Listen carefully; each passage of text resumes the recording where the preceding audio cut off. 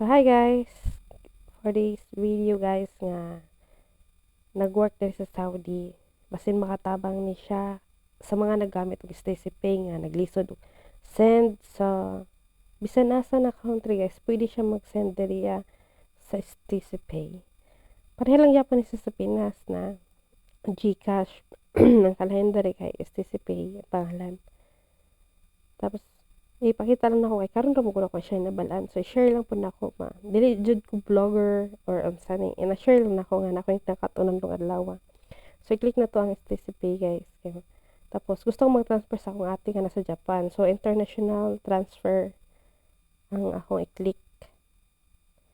Tapos mag-add beneficiaries ako guys, kay kung wala pa siya nimo na beneficiary dire full name, tapos relationship nimo guys, pwede ng family and friends. Tapos ang country is Japan, so mo gawas na siya dito delivery option. Aray, sakit ako dito.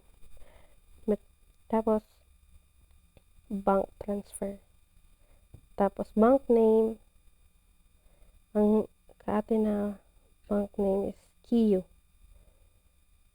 So, example, for this example nga sa dili man pare-pareha ang bank account, mga bank account, diba? So, iya kay Kiyo.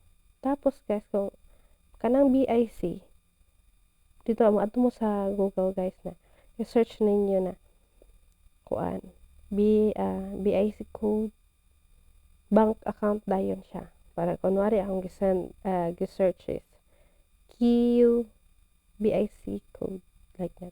Ang anak na guys. Mamagawas na siya dito ang Kiyo. Tapos na sa GPG,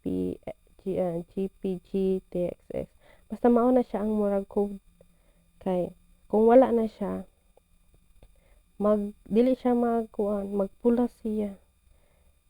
Tapos naa siya ibang account kuan na nakabuk ang lahang number dito guys, 1 to 7. 7 lang ka number. Kay 1 week na, 2 weeks na ko ani na libog unsa una ko siya magpadala.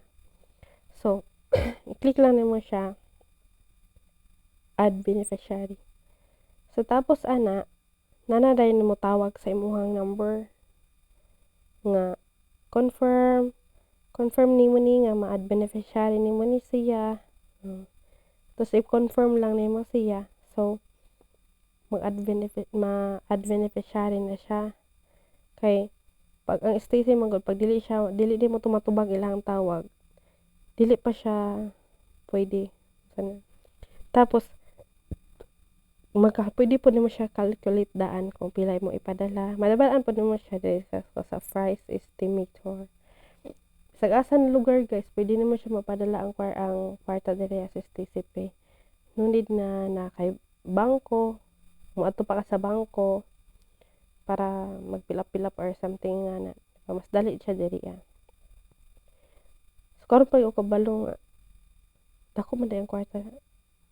Wala ko kabalo pila jud kay 18,000, pero di mo nung 1,000 kay yen. So wala ko'y kwarta, so nag-connect na siya sa ATM. So nag-recharge ako kay gitry karon na ko ipa-try ba kung mag-success pa nga ma-send jud ako siya. So, karon man na-send man mo to ni share ko diri Gusto dili ko vlogger. Unsa ni wala lang. Kalingawan lang nako nga ni share nga ni ba. First time na ako na bahalag inon kung ignorante man siya, pero bitaw first time na ako nagamit ng Stacey Pay sa Japan. Pilipinas noon always na, pero daghan ako na send sa Pilipinas, pero sa Japan first time. So, isulod na siya ang 500. Equivalent sa Pinas is 7,000 or something. 7,000. So, mubalik tayo sa certificate. Basta, di lang ako siya appeal kay wala pa tayo sulod. So, kung naalay sulod din yung certificate daan, dito, ingan, dali na kayo mag-transfer. Pag na-add beneficiary na siya, dali na lang kayo mag-transfer. Kay kwarta na lang imuhang unsa niya ba kanang butang. Kaya na 500 ako ipadala. Included fee na lang ko kay wala mo kabalo pila charge no. So 18,183. So 18,300. 6 yen. Pero yen manggo dili mo mataw. Yen. Wala ko kabalo na ba. Moadto sa ko po Japan para makabalo ko po na. So mao na to siya. Dali jud kayo mag-send diri sa TCP pag makabalo na ka, diba? Basta kay ako 2 weeks ko naglibog kung saon nako. So thank you for watching. Charot. Unta ka nang. Dili man ko nga nag-vlog ko. Gusto lang ako mag-share. Kami bisag ako na ignorant ko kadali kay saon man jud ni. So thank you sa mga basin nakatamang sa mga nasa Saudi.